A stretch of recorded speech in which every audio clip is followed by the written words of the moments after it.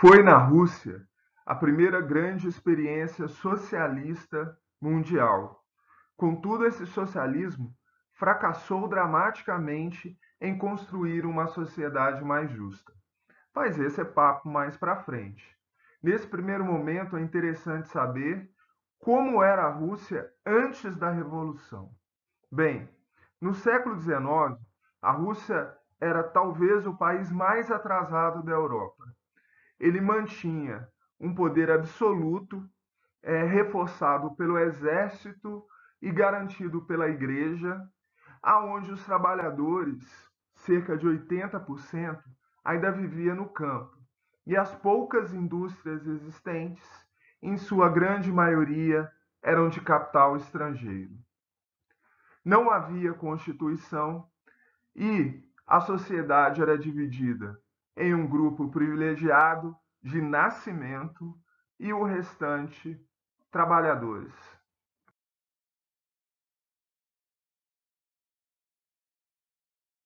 O czarismo de Nikolai Romanov, ou Nicolau II, tinham dois propósitos. Na política externa, ele queria praticar o imperialismo. Lembre-se que vocês já estudaram isso. Para praticar o imperialismo, era preciso ter atingido o auge do capitalismo. E a Rússia mal havia iniciado o processo de industrialização.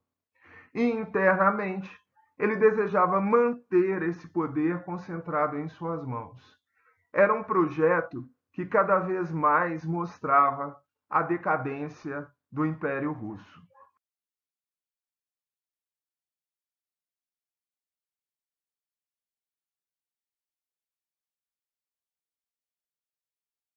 Contudo, mesmo com toda a violência e uma catequese da igreja, haviam forças ou ideias que procuravam derrubar esse sistema de maneira clandestina dentro da Rússia. Isso fica evidente em três partidos políticos que viviam na clandestinidade. Lembra, não existem partidos políticos na Rússia. O Partido Constitucional Democrata, ou Cadete, que buscava instalar o liberalismo econômico dentro da Rússia, ou o capitalismo. O Partido Social Revolucionário, que eu diria que desejava destruir literalmente o império, já que esse é o anarquismo terrorista do Bakunin. E um terceiro partido, que inicialmente era chamado de Partido Operário Social Democrata, que possuíam características ligadas a Karl Marx. Contudo, há uma desavença dentro desse partido, dando origem a dois outros partidos. Os bolcheviques, que acreditavam que era possível pular a fase do capitalismo, já que a sociedade estava tão indignada que seria possível mobilizá-la e destituir o czar e depois se preocupar com o desenvolvimento econômico, e os mencheviques, que seguiam ao pé da letra o conceito do socialismo científico de Karl Marx. Eles lutariam primeiro para impor o liberalismo econômico, ou seja, o capitalismo, e quando esse capitalismo chegasse ao auge, se chegasse ao auge, a revolução social se daria de maneira natural. O império de Nicolau II já mostrava seus problemas. Contudo, foi em 1904, com a derrota russa para os japoneses numa luta imperial em território chinês, que as mazelas vão aumentar. Junto ao grande número de mortos, a Rússia estava passando por um profundo inverno, grande novidade, onde a produção alimentícia havia sido reduzida. A grande exploração dos trabalhadores acabava provocando uma série de manifestações que vão culminar no dia 9 de janeiro com um acontecimento, um massacre de uma população que pacificamente pedia ajuda do imperador junto ao seu palácio de inverno. Embora o imperador não estivesse no Palácio de Inverno, os soldados que o protegiam atiraram na população. E esse dia ficou conhecido como o Domingo Sangrento. A partir daí, o caos se instala na Rússia. Entre outras situações, um encouraçado, um navio de guerra chamado Potemkin, vai ser tomado pelos soldados que exigem punição para aqueles que mataram os inocentes. As manifestações, as greves se intensificam. O tio do czar, o príncipe Serguei, acaba sendo morto por anarquistas. Greves gerais são estabelecidas. As pressões aumentam tanto que o imperador não tem outra forma de sair disso a não ser abrindo mão de parte do seu poder. Esse movimento é conhecido por dois nomes distintos. Primeiro, Revolução Liberal de 1905. Esse nome nem aparece no livro de vocês. O nome que aparece é Ensaio Revolucionário de 1905, que possibilitou a criação da Duma, um parlamento, e dos sovietes, uma associação ou conselho de trabalhadores que juntos buscariam resolver os problemas dos mesmos.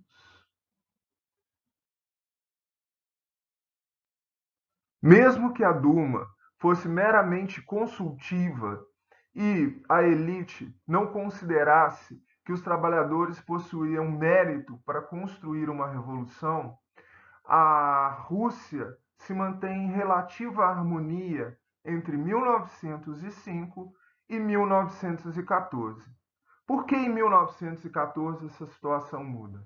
A Rússia entra na Primeira Guerra Mundial devido à política de alianças e aquele nacionalismo que entendia que a guerra seria muito positiva, lucrativa e curta.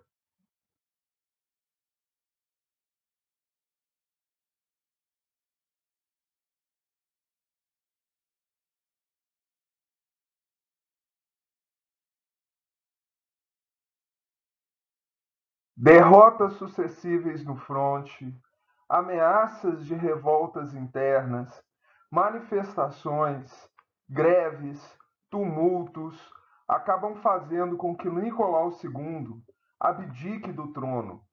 Em seu lugar é formado um governo provisório. Esse governo provisório possui características liberais. Daí nós chamarmos essa revolução de Revolução Liberal Burguesa, ou Revolução de Fevereiro de 1917, ou ainda Revolução Branca. Esse governo liberal faz muitas promessas, como uma constituinte ou a saída da guerra, as melhores condições de distribuição da terra.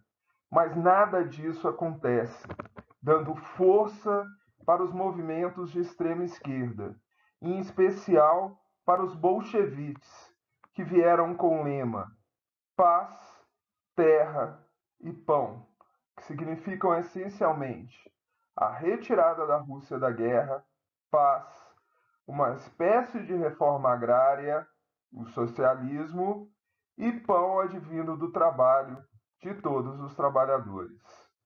As manifestações se intensificam a favor desse lema. Com o caos instalado, os bolcheviques organizam a Guarda Vermelha, liderado por Trotsky, e acabam em 25 de outubro de 1917 tomando o poder do governo liberal. É a Revolução Social. Depois do golpe, é criado o chamado Conselho dos Comissários do Povo. Na teoria, representantes populares, mas na prática, todos membros de uma elite intelectual ligada aos bolcheviques. Os três nomes principais são Lenin, Trotsky e Stalin. Com Lenin na liderança, vem a retirada da Rússia da guerra, mas o custo para a Rússia foi muito alto. O Tratado de Brest-Litovsk, como mostrado aqui ao lado, mostra os territórios entregues à Alemanha em troca da retirada da Rússia da guerra. Internamente, Lenin começa a implementar as medidas socializantes, a expropriação das grandes propriedades, a requisição das colheitas agrícolas para a redistribuição, a nacionalização de empresas estrangeiras e a nacionalização dos bancos. Contudo, como esse é um movimento que não parte do povo, em boa parte a população o rejeita, em especial no que se considera as colheitas agrícolas. Embora a Rússia tenha saído da guerra, a situação fica cada vez pior internamente. Lembre-se, segundo Marx, para fazer a Revolução Socialista, era preciso que a região estivesse no auge do capitalismo, porque haveria uma tendência clara de queda na produção.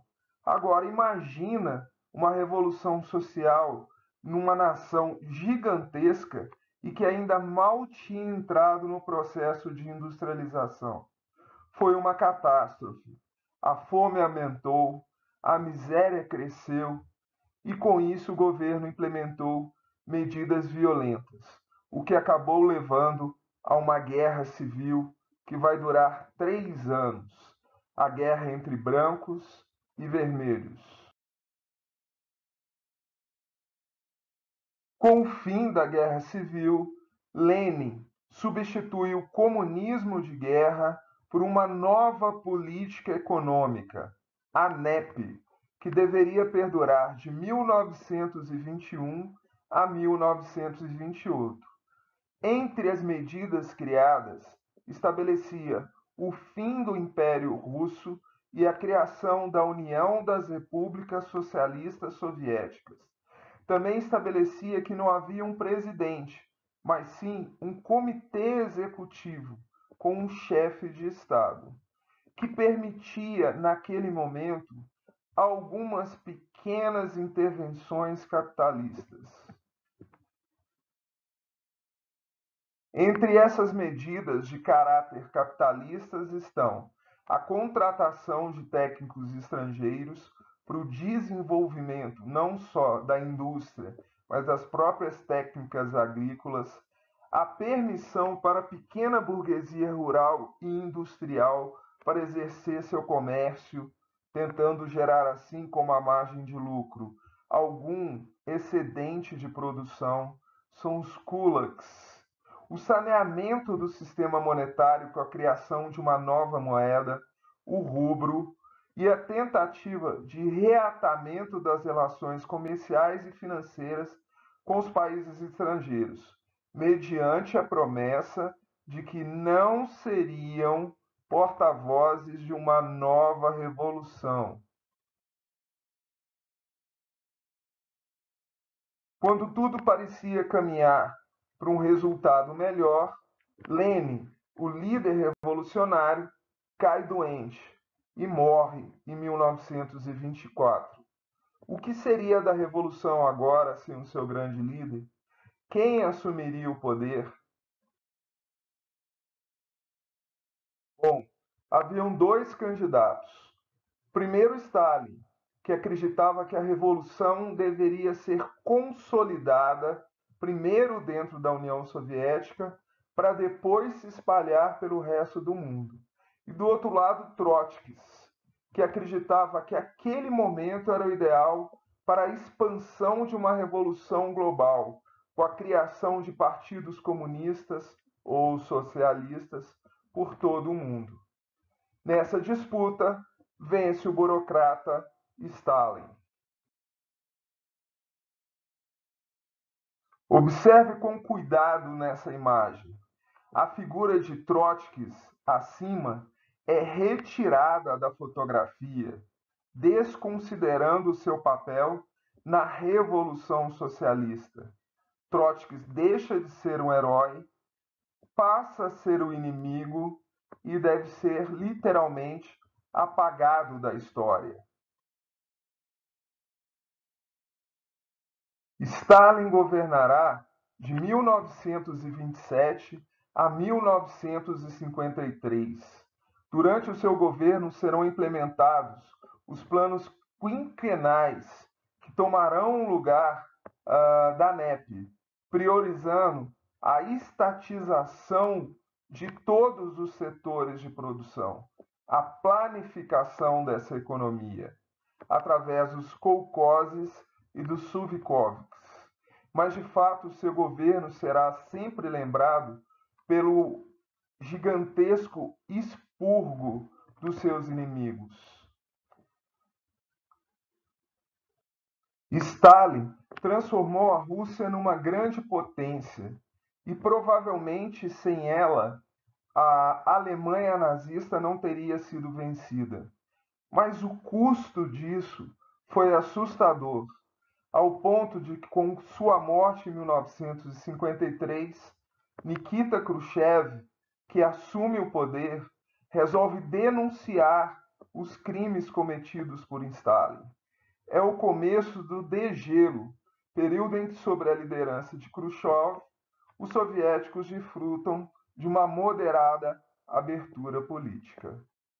Bom, galera, obrigado e até a próxima aula.